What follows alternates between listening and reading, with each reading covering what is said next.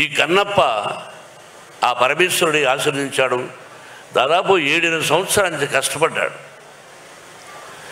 నా బిడ్డ ఎలా కష్టపడ్డాడు, ఈ సినిమా ఎలా తీసామనేది నేను చెప్పదలుచుకోలేదు.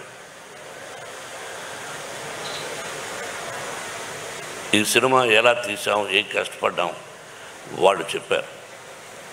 నేను మొట్టమొదట హృదయపూర్వకంగా నాకంటే చిన్నవాడు నా బావ ప్రభాస్.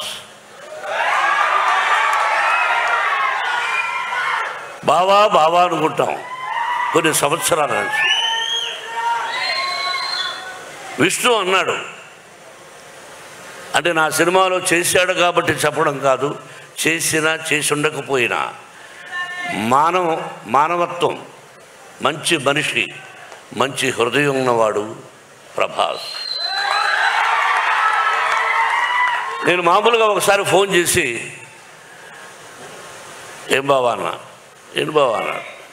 ఇంటికి రానా అన్నా. ఓకే బావా రేపు రా అన్నాడు. ఏమైనా నేను ఒక పని మీద వస్తున్నాను, నువ్వు ఎస్ సార్ నువ్వు చెప్పబోయా అంతే. ఏంటి బావా అన్నాడు. ఏం కంగారు పడకనే వెళ్ళాను. కూర్చొని ఈ పిక్చర్లో ఇన్ని రోజుల వేషం ఉంది, నువ్వు చేయవలసిన అవసరం లేదు. You are the top hero in India, one of the top hero in India, not only India, the world wide. అటువంటి గొప్పవాడు. బట్ ఈరోజు నువ్వు కాదన్నా నీ సినిమాలో నేను యాక్ట్ చేస్తా ఎప్పుడైనా, దానికి దీనికి సంబంధం లేదు. ఇన్ని రోజులు ఎస్ఆర్ నో అన్నా. బావా దీనికి నువ్వు రావాలన్నా నేను విష్ణు మాట్లాడుకుంటాం, ఐఎమ్ డూయింగ్ అన్నాడు. ఒకే మాట, దట్స్ ఆల్.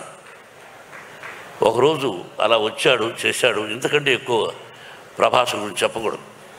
ఆ కుటుంబం నాకు ఎంతో ఇష్టం. కృష్ణరాజు గారన్నా, వీళ్ళ నాన్నగారన్నా, వాళ్ళ కుటుంబం అంటే నాకు బాగా ఇష్టం. కాబట్టి ప్రభాస్ 100 సంవత్సరాలు ఆ షిరిడి సాయినాథుని ఆశీస్సులతో, పరమేశ్వరుడి ఆశీస్సులతో క్షేమంగా ఉండాలని కోరుకుంటున్నాను. ఇక అలాగే